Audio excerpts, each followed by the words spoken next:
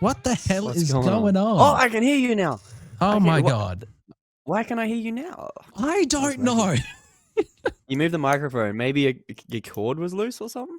No, something happened with my stuff and then it just stopped working for Zencaster. And I am very confused. This is a tasty And that's still not working. Okay. So my soundboard is not working today. That one worked. I heard that. You heard that? I heard that. Well, I didn't hear anything. This is a tasty burger. That is a tasty burger. What? Yeah. Yeah? It's working. Okay. Well, I can't hear any of that. Nice. Well, I can hear it. So that means it's being recorded. That's good. Off to a good start. Off to a great start. All right. Let's get into it. Let's get into it. Let's press and go before it crashes again. Yep.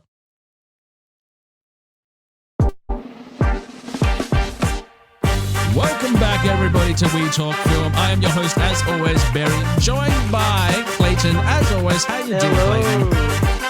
I'm doing good today, Barry. Do you know why I'm doing good? Why are you doing so good, Clayton?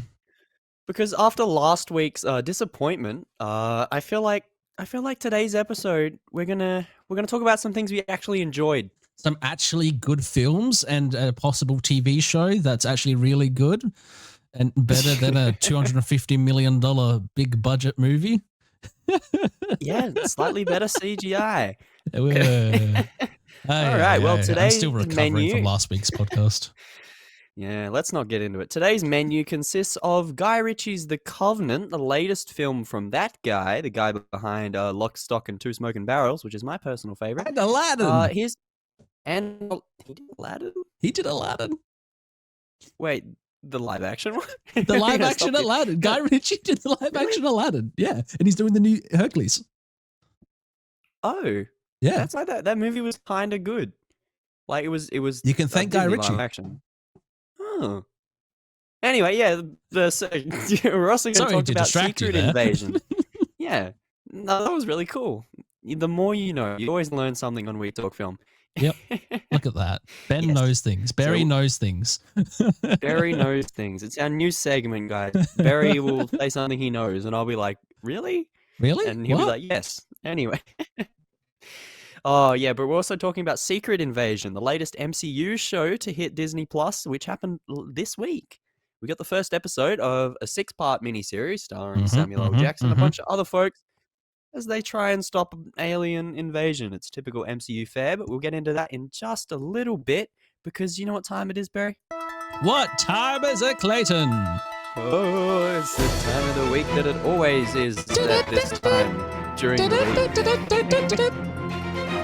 It's Newsweek today.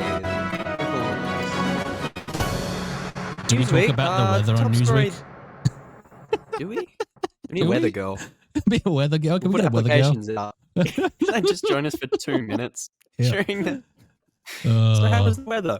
It was cold. It was cold. Good job. That was the weather. Yeah, that was the weather for this week. Well, we got 2 new trailers of note that I would like to point out this week. One of them, which I bet you saw because I sent it to you, is the Kraven the Hunter trailer, the latest of the Sony's Spider-Man adjacent films. The wacky Kraven R-rated Hunter film. Because I saw it like a few hours before you sent it to me, and then I was like, oh, okay.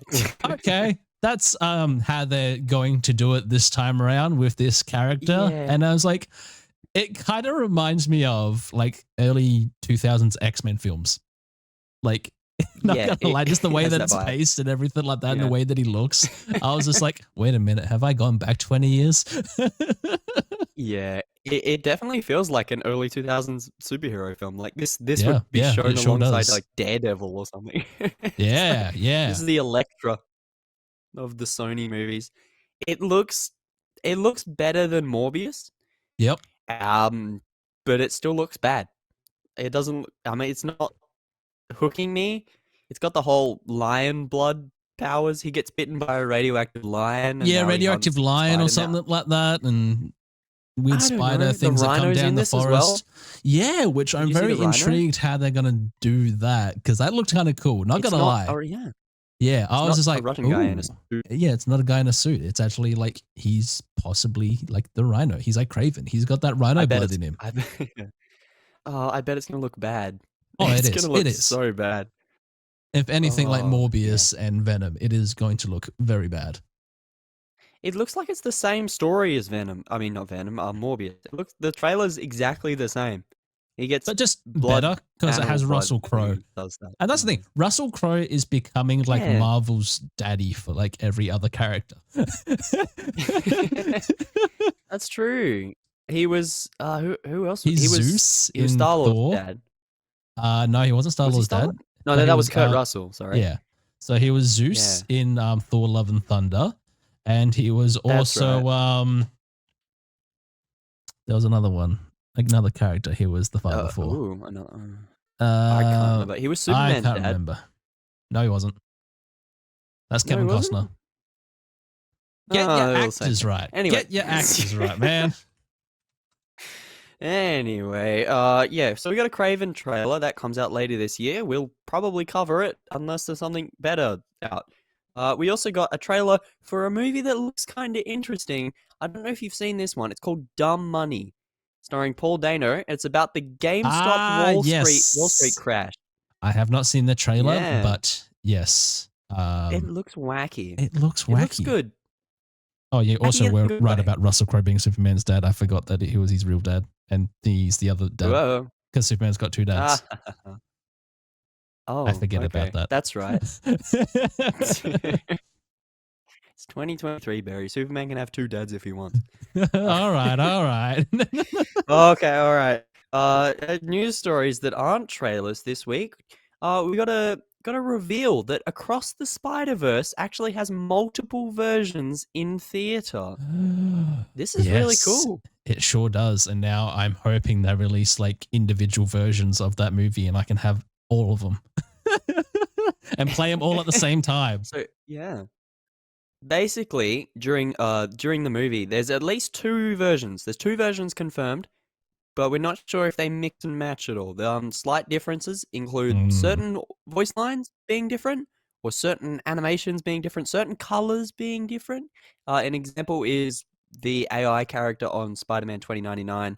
In the two different versions, she's either doing a thumbs up or taking a selfie, and that's different depending on which version. And there's probably a dozen other things that people have found that are similar. That's the thing. It's like, really cool. It's one of those films. Like this is what we talked about it on the podcast. Which, by the way, if you haven't watched the Across the Spider-Verse podcast, go back and listen to that because that was a pretty good podcast. Go do that. Yes. Where there was so much stuff going on in that film. I would not be surprised. Like there's going to be certain stuff in like those other versions in the background that's going on that's different than other versions. Yeah, just because like by the sounds of the editors and the animators, they were just like, yeah, we can do whatever we want type thing in the background of this movie. Like what they were able to get away with certain things. I was like, oh, really? Like that's in there. Okay. I mean, yeah. Fair enough. I mean, let's have fun with it. It's a multiversal movie. I like that it's got variants. Different people saw different movies. And I'm like, wow, so cool. But cool. It's not the first time this has happened. This happened way back when Clue famously first came out with different endings, which was arguably a step above this. Yep. But we haven't seen anything like this in recent years. I mean, no. Very, apart from that, I can't name another time where there's been a different version of a movie in cinema. Yeah, I know there's been different endings to films that they release for theoretical versions. Because I know they did that with I Am Legend, because that's the reason why they're making a sequel to I Am Legend, even though the movie version that came out was Will Smith dying by an explosion. And then for the upcoming one, he's back with Michael B. Jordan. I don't know, man. I Am Legend. He has an alternate ending where he just leaves the place or whatever. So I don't know. Yeah, but the excuse for that is that's to make more money afterwards. Exactly. You don't. The Spider-Verse one's kind of cool. I mean, it does encourage multiple cinema viewing, so there is that, of course, but it's just a really cool little extra thing that adds on to this really good movie. It's just more enticing. Yeah. And it's really cool. It's smart on them because it's brought that back into the media's attention a few weeks after it's come out. So now more people are going to go back now to the more cinema. people are going to actually got to go back and watch it Marketing again. genius. They're going to make more money on it. And Yeah. Really smart, and it's deserved because the movie's really good. Anyway, another story this week. Did you know John Wick 4, another movie that we covered, is getting a director's cut? Getting there. Whoa. He's working on it. The director's working on it, or has worked on it. Yeah. Apparently, it's going to add in around 15 minutes of new footage when that comes out on digital and disc, I think, as the director's cuts usually do. Yep. It's not confirmed what that footage is for, but I'd assume it's just more nunchuck fight scenes. Alternate ending. Alternate ending. It's going to have that alternate ending with Keanu Reeves. He lives. He lives. They're going to do it. They're going to do it. I guarantee you that's what it's for. You reckon? Because how much they've been talking about at the moment at the studio that owns John Wick at the moment. They're talking about doing John Wick Chapter 5. They're going to put that alternate ending in the director's cut. They're going to have him fight the extraction guy. Why not? Tie it all in, man. Tie it all in. Netflix, get on top of this. All right, two stories from box office of this week. Asteroid City, Wes Anderson's new film. It's his best box office since 2014. Oh, apparently it's doing pretty well. Right. Doing pretty well. People it are looks actually pretty enjoying it. Yeah. He looked entertaining, and people are enjoying it. So that's good for him. I'll go see that eventually. I'm not quite sure if we'll get around to covering it on the podcast, but we'll see. We will probably see it at some point. We'll see. See how we go. We'll see how we go. And the second story is the opposite. Pixar's Elemental has the second worst opening for a Pixar film ever. Oof. Yeah, I mean, so what? It's doing worse than The Flash. Oh yeah, The Flash is beating it, and The Flash is tanking. But it's like second worst ever. I'm not quite sure what the first one is. Well, that's the thing, because I was honestly expecting Elemental to just go straight to Disney Plus, because like I've just seen all the promo stuff for it. Even looks like it. I have a niece and nephew, so they're both 5 and 7, or about to be. Even they're not interested in it. They were just like, eh. I was like, even kids aren't interested in this movie. There's been no hype around it, like you said. No. I don't see any kids being like, I can't wait to see the Fireboy and Water Girl movie. It's no one really cares. It'll be on Disney Plus within a month. Oh yeah, guarantee it. Fine. Okay. So another story today. We've got a couple movies that have started filming. One of them being Mortal Kombat 2. Yes. Has started filming. Has started. Yes. Yes, I saw like a behind the scenes picture of them having lunch or whatever, and Carl Urban was there, and I was just like, get him in there. Yeah. Oh, so cool. Carl Urban is set to be Johnny Cage. Yes. In the movie, but the producer of the film announced that he's listening to fans, and he promises pretty much fixing everything that people had wrong with the first one. In this one. He said, I've listened to what you guys want. I'm going to do it. I promise fixes. Can we get the director on the podcast, Clayton? You know, we have a few words that we want to talk to him about. Can we just be like, hey, we'll write it for you. While you're making it, we'll write it for you. Even though you've already written it. He's already started filming. You've already started filming. We'll do the next one. We'll do the next one. I'll bring back animalities. I just have questions for Carl Urban and no one else. If we can we'll get them both on there. Carl Urban, if you're listening, we know you're an avid fan of the podcast. Come on down. We'll have you. Yeah. And another movie that's begun filming. This one you just told me about.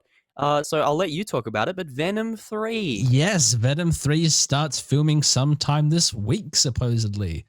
As long as everything goes according to plan. And I also remembered some other news that I was going to tell you as well when we talked about early 2000 movies. So yes, Venom 3 starts working this week. Obviously, Tom Hardy returning as the titular hero. And I forget who's directing this time. I think it was like the writer of the first one or second one or the first two. She's actually directing this film this time around. Obviously, we don't know anything about it besides that Tom Hardy's returning, and that's it. No, that's kind of wacky. What do you think they could do with the Venom? I mean, they did Carnage, they did other symbiotes. What do you think's next? I have a strong suspicion. Yes, they will be doing something with Spider-Man because it most likely will be the last like solo Venom film, I would say. And Probably. they're probably going to try and add a couple other characters to this one, I suspect as well. So I wouldn't be surprised if we see Sony's version of Spider-Man. I know a lot of people are still hoping for it to be Andrew Garfield, because he never had his Venom or anything like that, and it would be kind of cool to see Andrew Garfield return. Or they just recast someone else, or they just put Tom Holland in there, and he's just been saying, "I have no involvement with Spider-Man at the moment."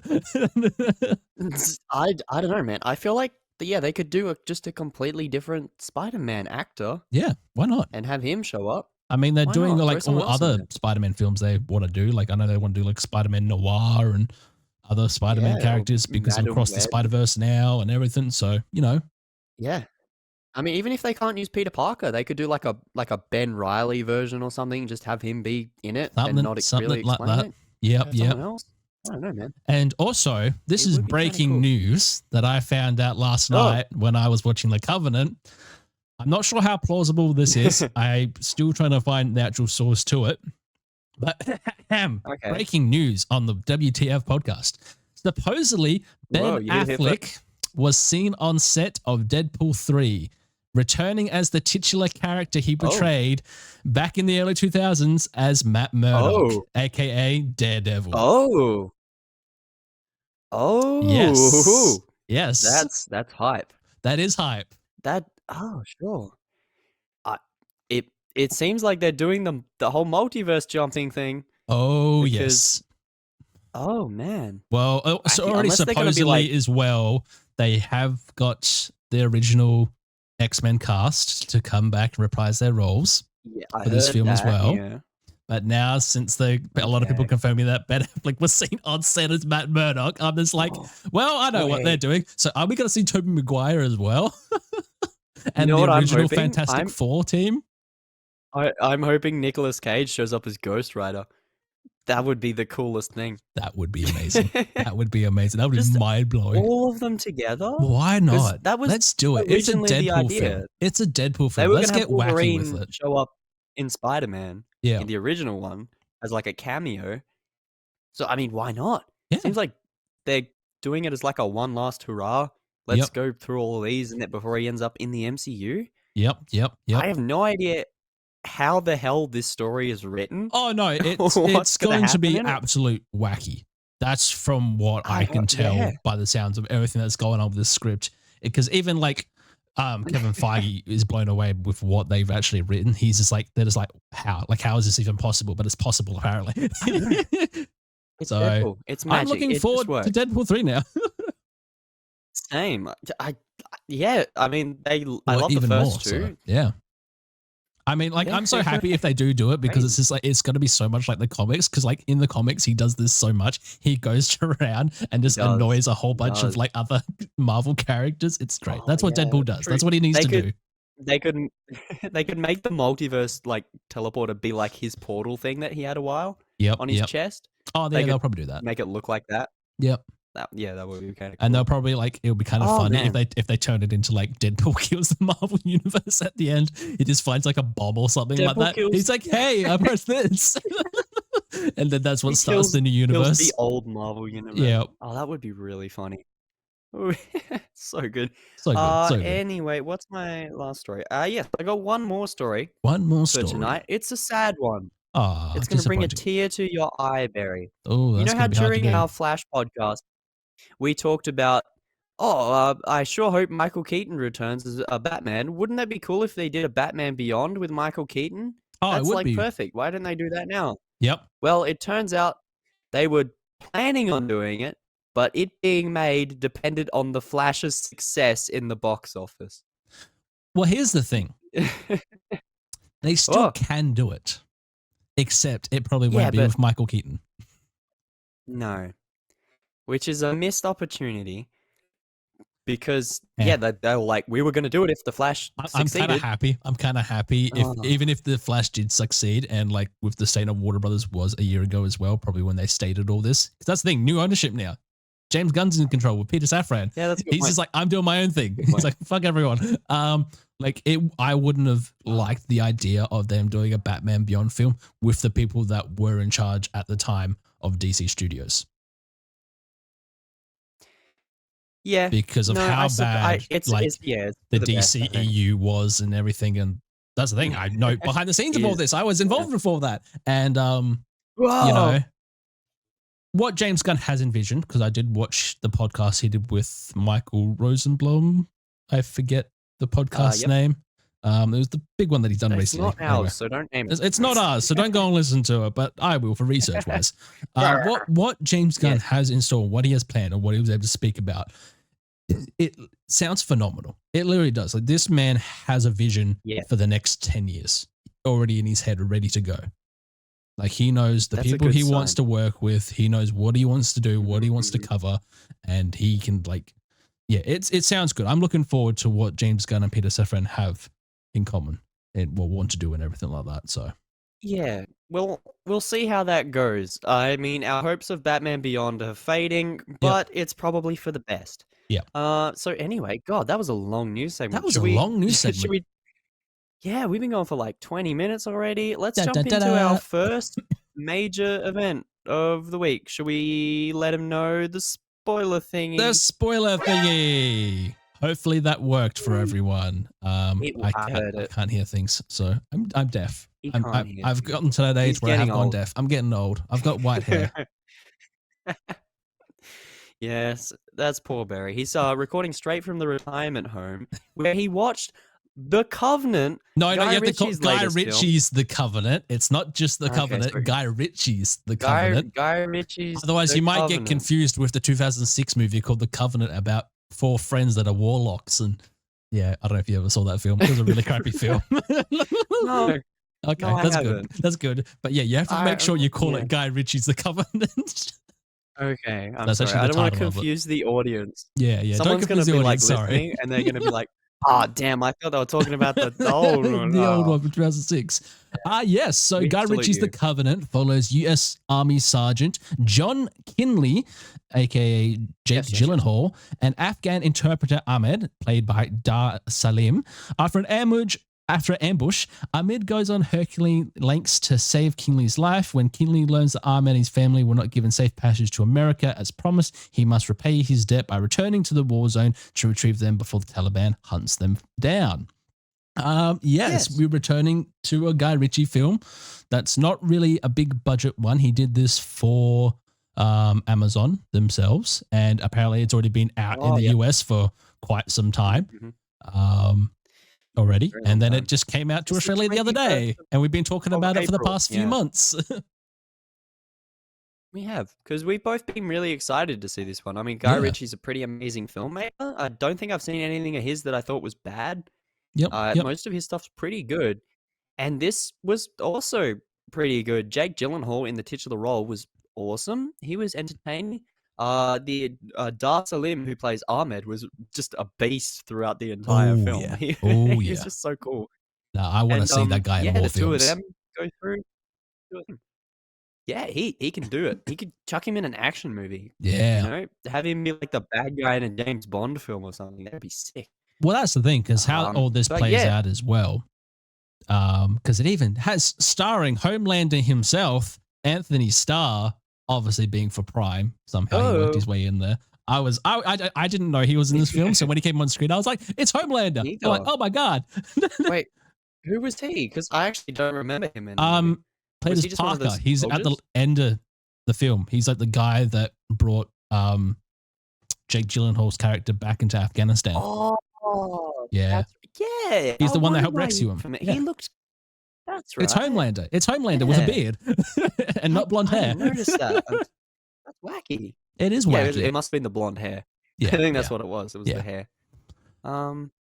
Yeah, no, that was really cool. This was a really, really low budget film. We could tell because the action sequences were there was like 2. Yeah. One towards the start and then one at the end. They were pretty cool, but they were definitely very low stakes. Squads of guys against, squads of dudes. Up until the end. The end had a pretty big battle, but again, it was like 2 good guys. So. Yep. Yeah. What can we say about this film? It was entertaining. It was much cool more little war film. entertaining. It was another good war film, especially about like what it was meant to represent and everything like that about Afghan in 2018, which is where this starts its story. Because as we know now, as of last year, we have all pulled out of Afghanistan. And obviously what we find out at the end of this film, and if you do your own research and stuff like that, is that a lot of these interpreters that what's his name plays as Dar Salim plays who's an interpreter for Jake Gyllenhaal's group. So basically what happens during the events of the film is interpreters were seen or in Afghanistan during that time, whoever helped the US, they were put onto like we don't want to have you around. Like, we'll kill you and your family for working and helping with the US. And that's exactly what happened to Amid's character in this, because after Sergeant John Kinley's entire squad just gets absolutely massacred, and they're the only two surviving. And they somehow survive and make it over the mountain ranges, and he gets out, but unfortunately Amid has to stay and still survive. They both make it onto the Taliban's top 10 list. And Amid becomes their like number one target because he's like a local hero essentially. And and then what we find out from at the end of the film is that this could have been like based upon like an actual person, because they were interpreters were hunted down by the Taliban once the US dropped out. And everything like that. And I think it was like over 300 interpreter families were killed as soon as we moved out of Afghanistan in real life. Yeah. And they're still being hunted. It might have been 3,000, honestly, Barry. I think I remember it being 3,000. Okay. But I got to the end of this movie and the people I'm watching it with were like, was that based on a true story? Because it feels like it could have been. Yes. The events of the film feel like, that really could have happened. I believe it. It's an insane story about, human survival, loyalty, war, survival against all odds and stuff.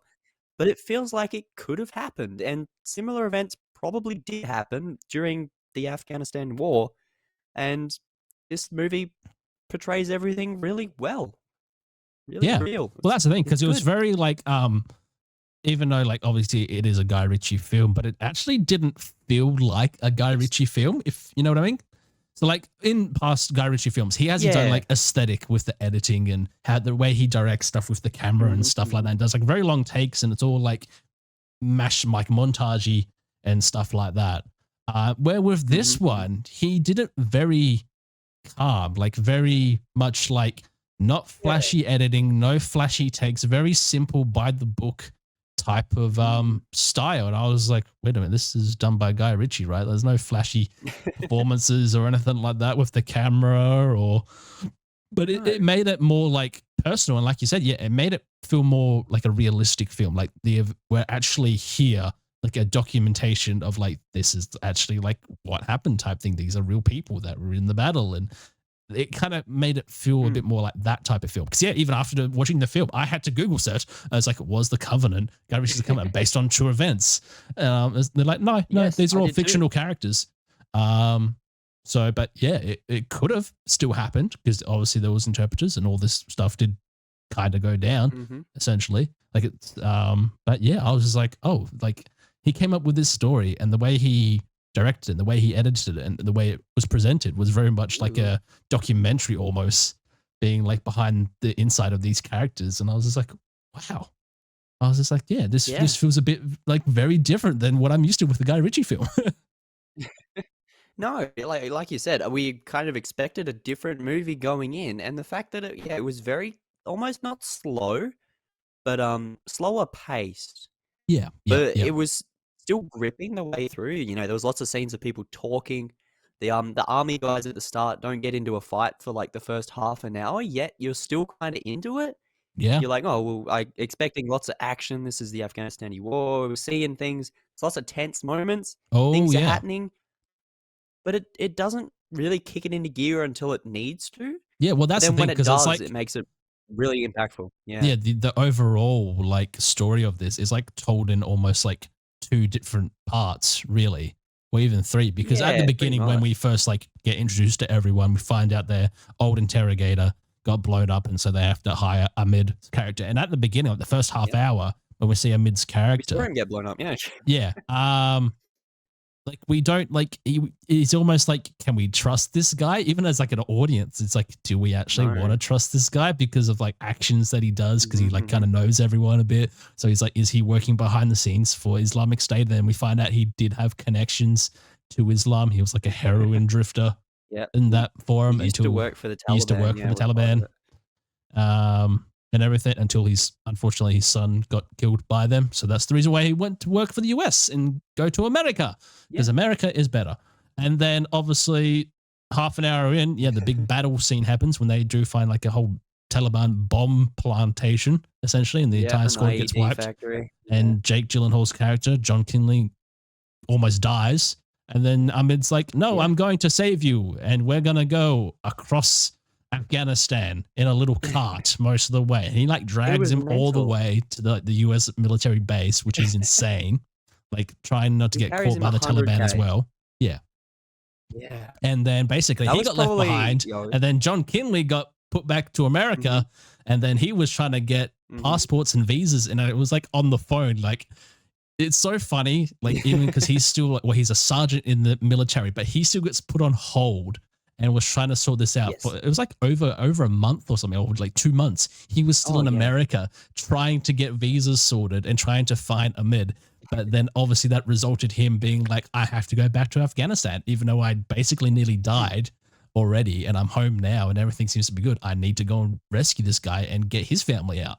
And so that's what he literally does. He goes all the way back to Afghanistan in the middle of Taliban territory as well, just to get this one guy and his family out, because he owes him that debt, which is what the covenant means. Yeah, a loyalty, a bond. It tells you all those things in the end. And like this was a really gripping, cool little action thriller war movie. And I think that it's worth a watch, considering there's not much else like it out at the moment. Yeah. No. Just a little story that I told. Yeah. So why don't we give us some final thoughts and ratings, Barry? Why don't you kick us off with your review of Guy Ritchie's The Covenant? So Guy Ritchie's The Covenant, not to be confused with The Covenant from 2006 about 4 young warlocks and their wizarding stuff, but Guy Ritchie's The Covenant, I thoroughly enjoyed watching it. Like I said, it was still very much like not his best work, that's for sure, and you can definitely tell that with the budget, but the story was still there. I found that to be quite good, and it was just, it kind of like took me off a bit, because with, like I was saying earlier, like normally there's a certain type of element to Guy Ritchie films in the way he like presents them, where this didn't have it. This was very much like a by the book type of movie in a way, and there was obviously still some elements that was like very like, oh, that was actually quite nice to see, but it felt very realistic in a way. Which I really enjoyed. So I'm going to give this movie a good 6 out of 10. Okay. Yeah, no, that's fair. Yeah. I feel like this movie deserves 1 point higher than that. I'm going to give it a 7 out of 10. And like I said, it's a really enjoyable, really suspenseful film that has its action very sparingly, but it uses it really well. And the storytelling was pretty cool between just a few characters. Not many characters in this. No, not at all. And then it's just a cool little well done war film, which I think is something we're definitely lacking. And I honestly would have liked to see this come out as a cinema release. I'm surprised it didn't. Yeah. Well, I suppose there are a lot of things now with streaming services and stuff like that, where it's like, oh, it's just going to be more cheaper and more convenient just to put it up on our streaming service. Because that's the thing. I'm not sure on the budget for this film, on what it actually was, but I'm pretty sure. I have it here. It was $15.5 million. Oh, okay. And it got a limited cinema release in America, and it made back $20 million. So that's okay. That's okay. Because that's the thing. Yeah. What do you call it? The Lord of the Rings TV show they did had double that budget per episode. Yeah, I know. And look at that. That's true. Bit of a show. Yeah. I mean, visually, it looks good, but that was just like, not always. Does it, Barry? Like, this looked better. That was horrible.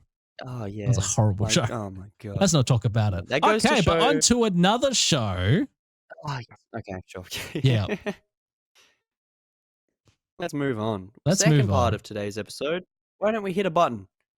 We hit a button. This is a tasty burger. I hit the button. That was a Samuel Jackson button. He I did. couldn't We got a find any Samuel other L. Jackson buttons. button today. He's got lots of buttons. All of them he can't hear, but that's fine. I am Today deaf. I can't even hear Clayton. Oh man. Yeah, but today we're talking about probably my most anticipated MCU offering from like recent months. Like this was probably on my hype list, like way up there. Oh, Apart from yes. Guardians 3, Oh, yes. this was like the next thing that I was excited for. And so far it's holding up, wouldn't you say, Barry?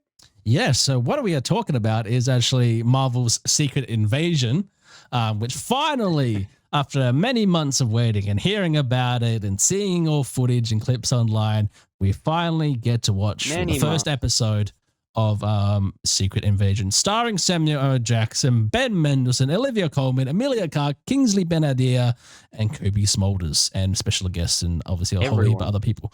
Yeah, even Don Cheadle's in it. Good old Don Cheadle. Why not? He is. Yeah, sure. War Machine. Let's chuck him in there. Let's chuck him in he's cool.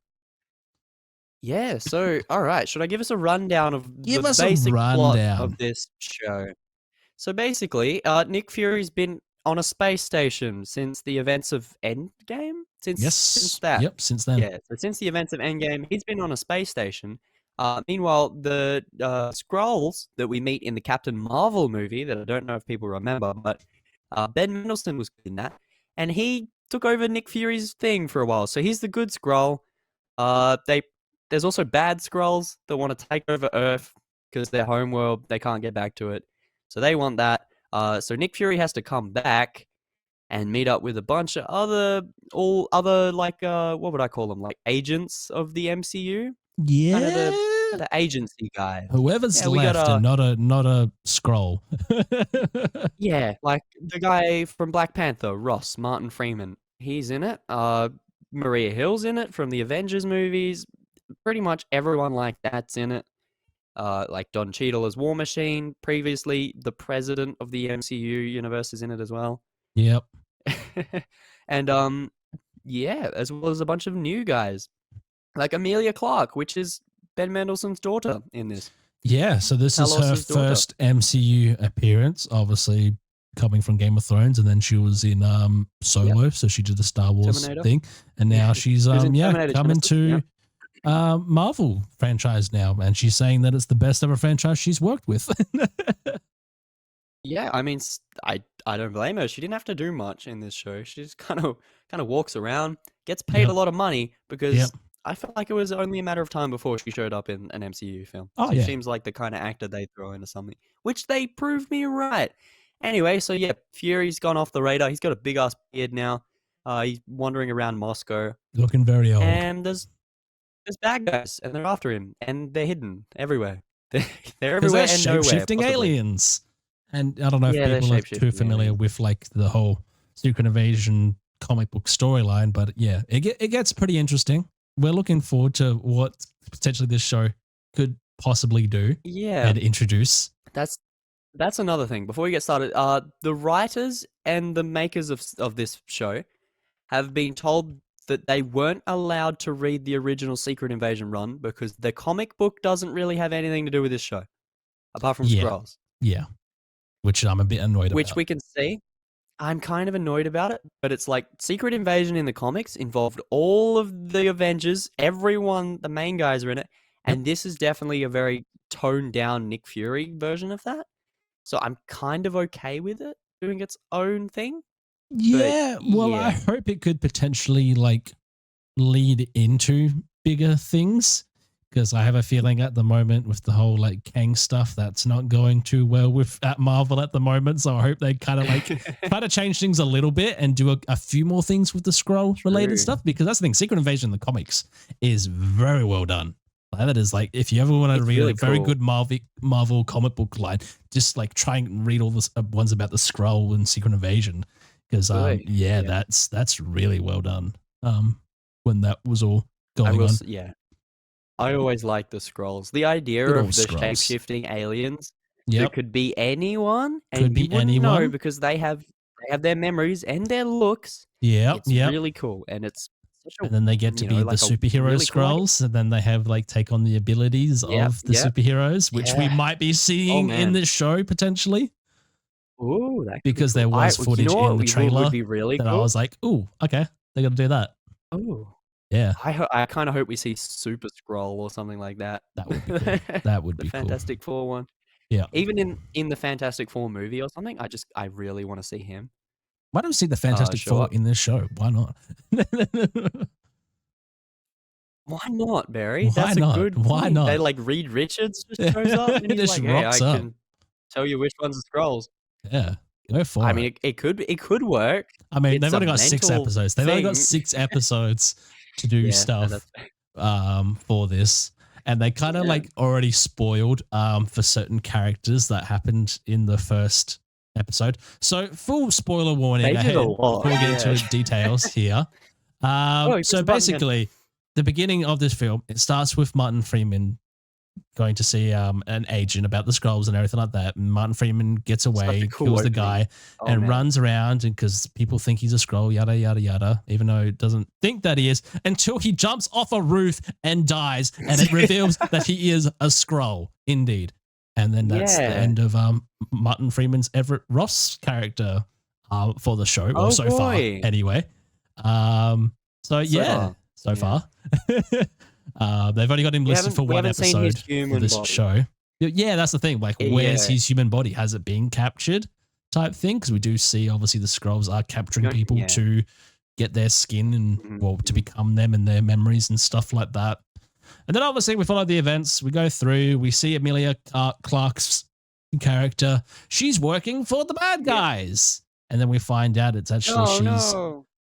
Talos's daughter, and Talos's wife, I forget her name, died during the events I don't remember. of this one and Endgame, by the sounds of it. Oh, no, when did we? We Yeah. saw her in No Way Home.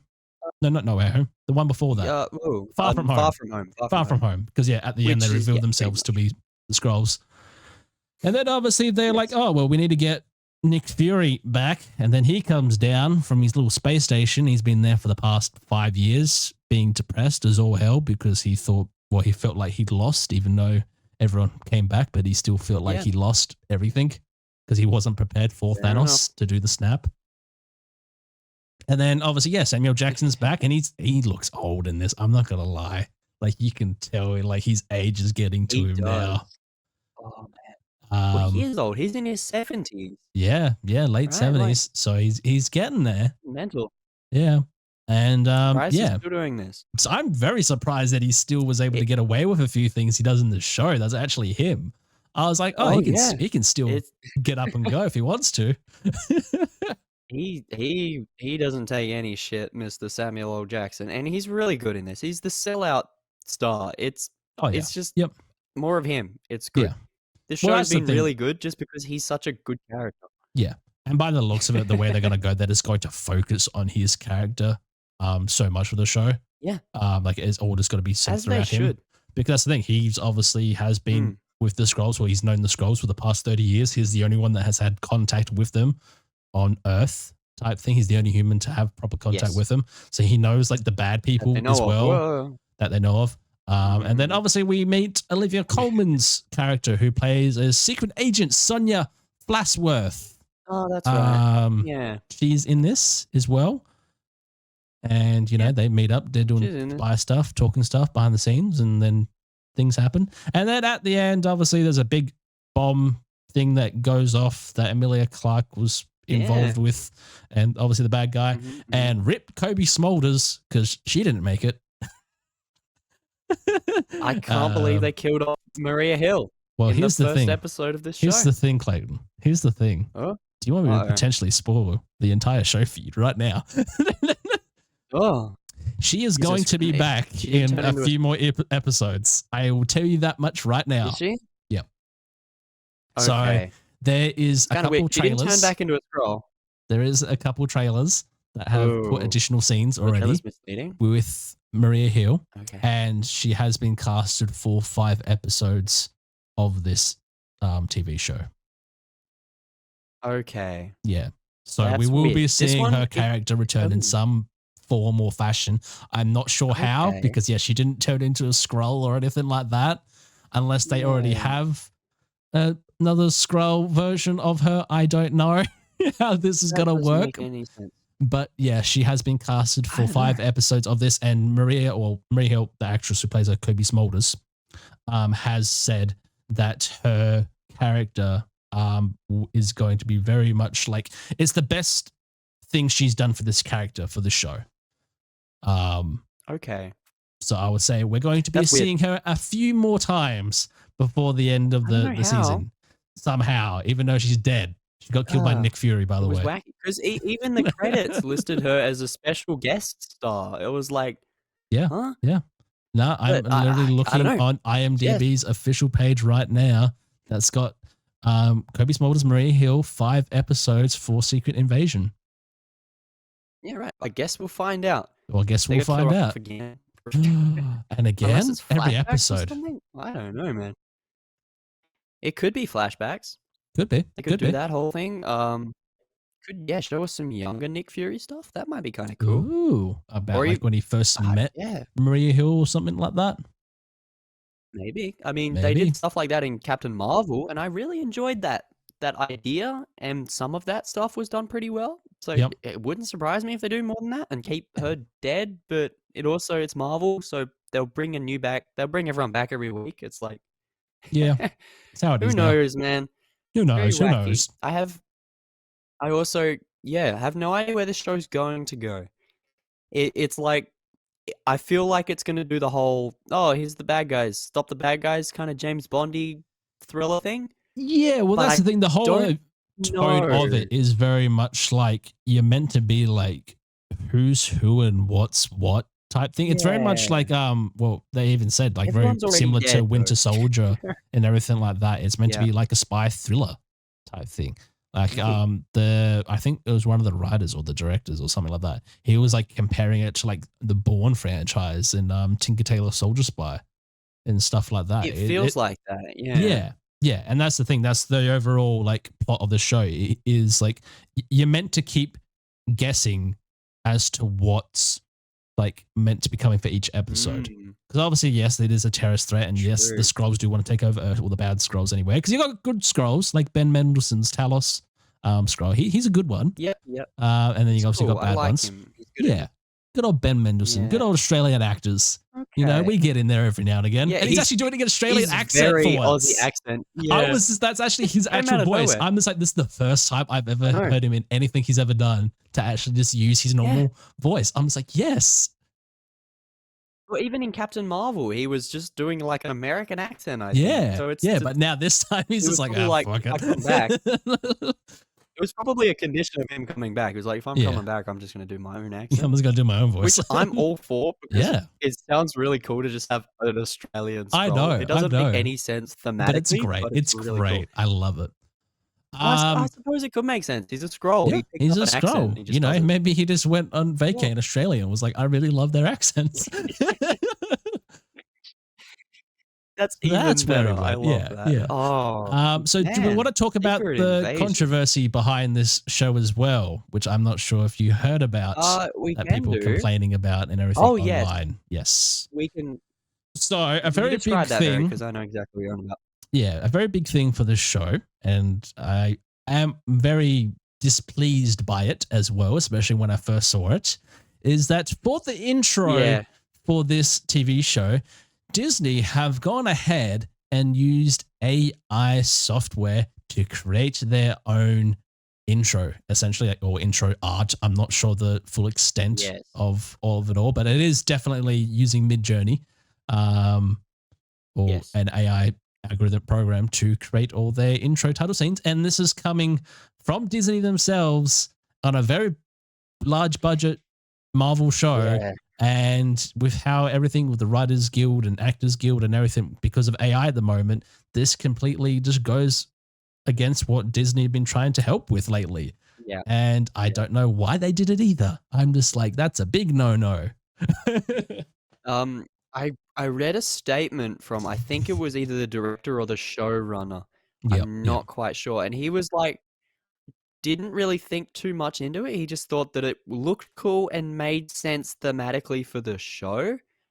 But yeah, it does feel like it's definitely a blow to the whole writing art situation. Because Yes. Disney could have just paid a bunch of people to get this same effect.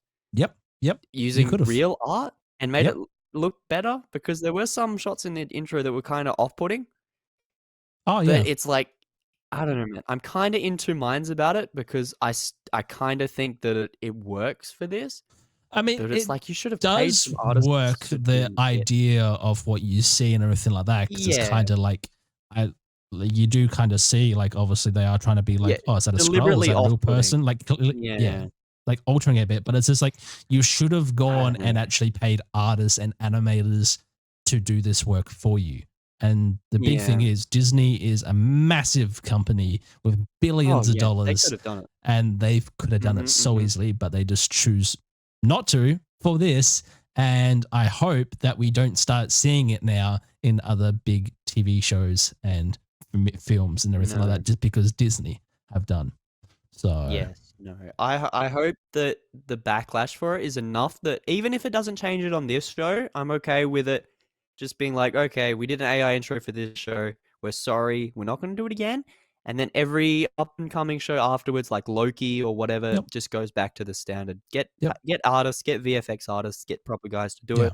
Well, that's the thing, because this could have been like already done a year ago because of how like Disney's timeline works for everything and stuff like that. This show was probably like filmed 3-4 years ago, and they like just had them all ready to go since last year, most likely. So before all this AI stuff became a big issue.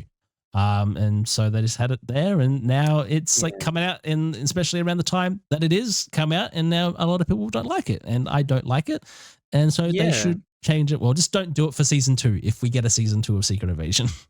Yeah. No, that's probably what's going to happen. And again, like you said, if this came out a year ago, 2 years ago, everyone would be going, wow, look at this cool intro. It was made by AI. Yeah. And then people probably wouldn't have thought much over it, which I guess works in its favor, because then they wouldn't continue doing it. So it's good that they're doing it now. They're getting backlash for it. Hopefully that backlash is loud enough to tell the guys up higher up to be like, okay, no AI stuff. Yeah, no AI stuff. All right, Disney. We'll pay people. Yeah. Well, that's the thing, because like AI, so hopefully we do that. It does, like, I do like the use of AI, especially for certain elements and stuff like that, because as of recently, you know, I've been working on stuff for animation, and a lot of that I use does help when I use AI programs to help me out with that. Well, it's because I'm doing that by myself. I have no budget like what Disney has or anything like that. I have a budget of $0. Yeah. So like that's the thing. It does help people like me trying to create stuff like that for all my filmmaking needs and animation needs and stuff like that. But when you are a big production company that spends millions upon billions of dollars for your films, that's just a big no-no. That's a big no-no. No, it's fair. I'm all for AI. I think it's really cool, and I think it's the future in a lot of ways. But AI art is the one thing I'm like, you don't need to do it. It's the one thing that humans are really good at. Yep. And you're giving that to the computers. Give the computers the boring stuff like math. Like, exactly. Keep no art one likes math for us. But oh well. Hopefully we don't see any more of that. Because here's the thing, right? More of this show. Here's the thing about this whole like AI stuff. What could potentially happen, right? We could have the whole thing of an AI robot becoming an artist, and then that AI artist getting rejected from art school, and then resulting in World War III. AI Hitler? Mecha Hitler? Wolfenstein? Oh my god. What? But yes, back to the story at hand. Secret Invasion is a very good show so far for the first episode. I really wished that they released the first 2 episodes, because I always like just want a bit more. Yes. Especially when they first like introduce it all and everything like that. But don't worry, it's only a few more days until episode 2, and it's only a 6 episode series anyway. Very short, very simple. Yeah. I hope they keep it like very spy thriller-esque.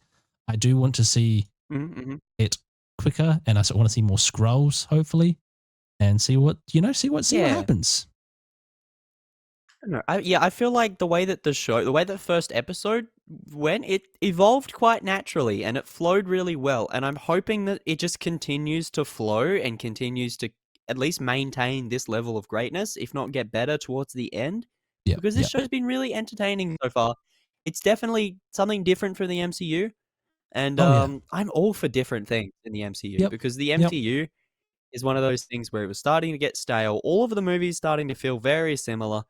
And then we have something else that's completely random and different and nothing like anything else. And it adds that level of freshness as well as that's the thing. story, I feel like a lot of the stuff that's coming out to Disney Plus, they're being a lot more experimental with, like the TV shows. As they should, that's the thing, because you had Werewolf by Night that came out, which was a black and white 4x3. Was it 4x3? I'm pretty sure it was. It was black and white anyway. I'm pretty sure it was. And I absolutely adored that. That was so cool. It was really cool. Oh, I wonder what they're going to do for Halloween this year. They have to do something similar, right? I hope so. Because that was really cool. That was really cool. Oh, man. Give us a Man-Thing episode. Yeah. Oh, he was cool. Yeah, I love that. And I want more stuff like that. And hopefully with shows like Loki, which I think comes out this year, Loki Season 2. Yes, it does. Is that also provides its own level of uniqueness. And what else have we got? MCU shows after that? I'm not quite sure. We had I'm trying to think. So we got Loki, Ironheart, and we got the next season of What If.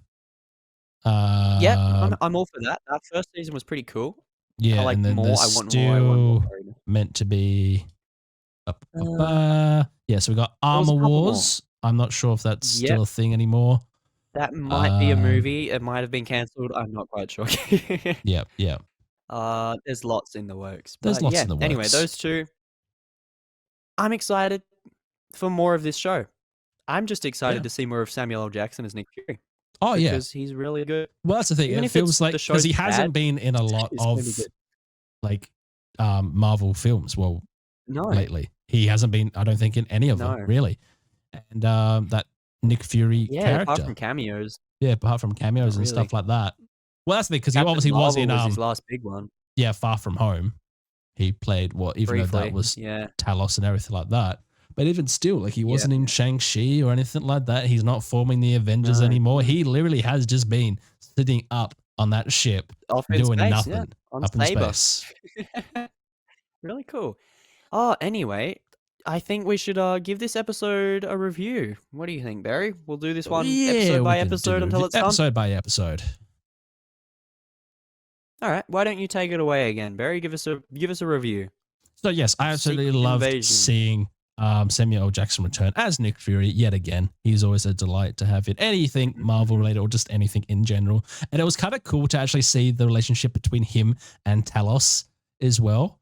Because that's the thing, because like really cool. They've known each other for like 30 years. And that's it. We never saw that in any of the past Marvel stuff or anything like that.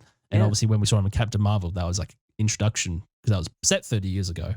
Whatever. And it was kind of actually like see that they actually are really close friends, that they do care about one another as well, and the way they greet and stuff like that. And then obviously we have Olivia Colman joining the MCU as well, and she's always a great actress to see just in anything. And then also Emilia Clarke as well. I have very high hopes for her character, the potential to what they could do with her character as well, because being Emilia Clarke, I would not be surprised if they want to keep her on for additional things and potential like movies and stuff like that as well. Surprise me, And I'm just very intrigued to see what else they do in this show.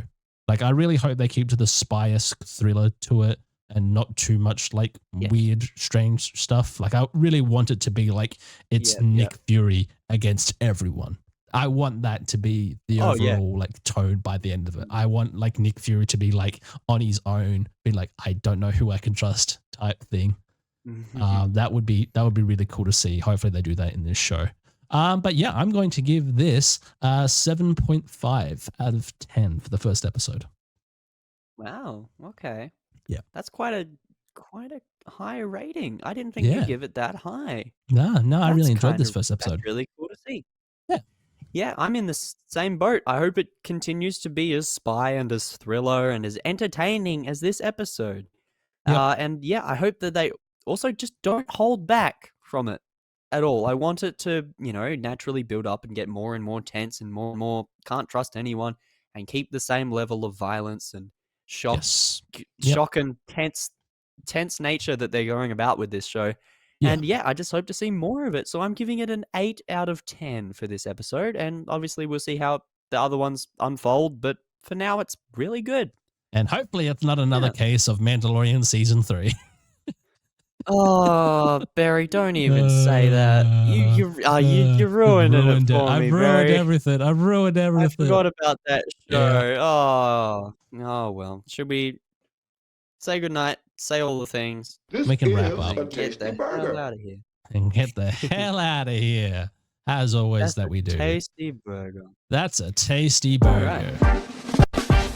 All right. Make sure you download the podcast, listen to the podcast on all of these. We also have a YouTube channel. That's right. We do. We talk film. You'll be able to find it. Links on everything. Find the thing. Listen to the thing. Download the thing. Follow us on the thing. We'll be here next week. As always. Let's go. Come on.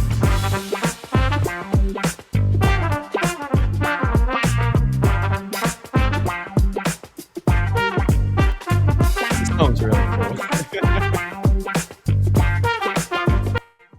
It's really loud. Like the music was really loud today. I couldn't hear you while you were talking. That's okay. I adjust it in post anyway. Yeah. It's on a separate track, so I can do whatever the hell I want with it. But I can't do that on my one. no, but yours is no. all right. Yours works. Welcome Yours back, matches everybody, the to the director's cut of the WTF podcast. Whoa! Like This is the one that gets uploaded to YouTube, exclusively on YouTube only. You get the behind the about it scenes. every time. Yeah, So do I. time. So do I. And I have a really sore throat, and I'm surprised I'm still talking at the moment. Yeah, bro was dying. Yeah, I am still dying. Oh,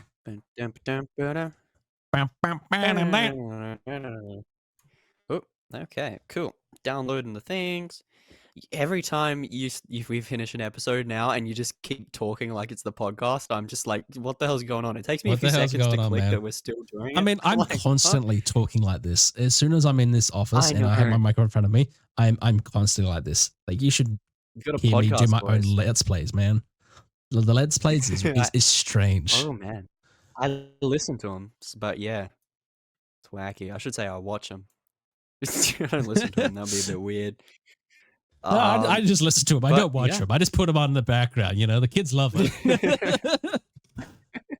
I would not let the kids watch Gamers Regret. Oh God, no, that's the biggest regret. Maybe when they're older. Oh yeah.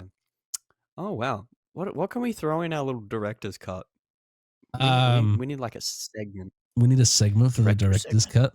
The we need like a segment. separate little button. Yeah, that says like that. We need someone in a deep voice. Director's segment.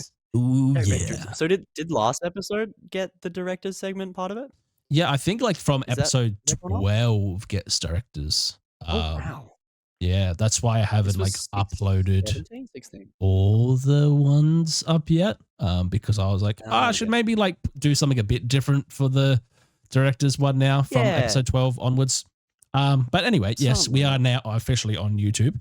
I have potential plans for other things we could do on YouTube, depending on how much response it does get. But yes, it is nice to have our little YouTube community, hopefully, maybe. Yeah, it's me and Barry. Yeah. That's the YouTube community. That's it. Hey, me and Barry. And that one Gamers Regret fan that likes me. And likes my sexy voice, apparently. Is it Chad? Yeah, it's Chad. Yeah, I love Chad. The only reason why Chad probably listens is because he's jealous. Yeah, I don't know. Who the fuck's this Clayton guy? Why is he stealing Barry from me? I know you from Gamers Regret. If you're listening, Chad, I enjoy you on that. So we should get Chad on the podcast. I always say like when we talk about Gamers Regret and stuff like that, because I met up with him actually last weekend. After 3 years of not seeing one another, we actually met up in person. Oh, wacky! And just catched up with everything because obviously we've got a bit of a break from TAFE at the moment, and he's building a house at the moment. He's becoming an old man. I was like, you're doing things in life, man. You're doing things. And I'm still back at school. Hell yeah. And You're we'll just like already just talking about catching up on things. And then I told him about the podcast, and he's like, who the fuck's that Clayton guy? Yeah. He's like, he's taking you away from me. Oh, well. But yeah, and I always say to him that like the only reason why we get views on Game is Great is because of you. It's like, people love you, man. They only love Chad. They don't like Barry. They love Chad. Who's Barry? Who the fuck's Barry? God knows. Oh. All right, there we go. Let's export this episode. Nice. Yeah, episode 17. This is Damn. getting too much, bro. Well, I still do 2 videos a week of Gamers Regret at the moment. You're backed up by years, though, aren't you? Well, that's the thing, because we're talking about that on the weekend, and I have a kind of insane idea on what I want to do for next year's Gamers Regret. I might be potentially, if I can get everything in order, I am going to be releasing a video every single day of 2024. Whoa. Holy moly. Yeah.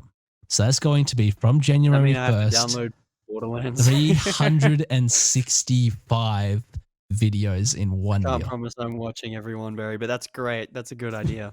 I did it before. I did it for like 4 months back when I used to be big. I used to like do a video every single day and stuff like that.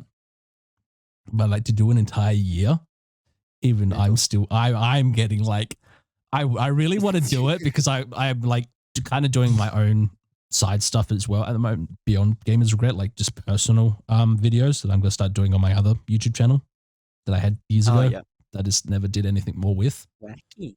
Just about, the Adventures of Ben Barry. This is where I can upload. Is that what it's called? The Adventures of Barry. This is where I can upload like my Across the Barryverse and stuff like that ideas. Yes. Because at the moment I'm still working on my new version of iFell or iFellies. Yes, you are. Which is I'm learning a whole bunch of new things for Blender to be able to do all that, and I'm looking forward to it. So I'm actually what I'm doing for that because I'll start actually filming myself and documenting everything I'm doing for iFell tomorrow. Because I want to get full head start on that this week. So I'm actually going to document everything I do from the current version I have of iFell to what will result in the new version. And I'm going to try and do it by the end of the week as well. Like I'm only having like 1 week to do it. Oh, wow. That's kind of crazy, man. That is kind of crazy. And I'm just going to obviously going to make a new version of iFell so everyone can see and everything like that. And I'm going to document the process of me doing it so I can have a BTS thing on my own personal YouTube channel and talking about what I did to get there and stuff like that. And then, that potentially the end credits, there might be an end credit scene of iFellies that leads into future projects. The Barryverse? I will let you know now. It's going to start with iFell. The Barryverse starts with iFell. Wacky. Did you read the script that I sent you to? I have not yet, bud. You'll be able to tie that into that because there's some characters in that I know you'll enjoy. Okay. That will go right into the Barryverse. So make sure you read that. I will. Because it's way wackier than the first one. Yep. You'll love it. It's great. Yeah. And that's the thing. I want to get into like more stuff actually like, talking about filmmaking stuff as well on my personal YouTube channel. And actually just make like a few short films and everything like that and put that up on there as well. So, just, do some more me stuff. Yeah. Just work on as much stuff as I can and not get distracted by anything, which is good. That's what I need.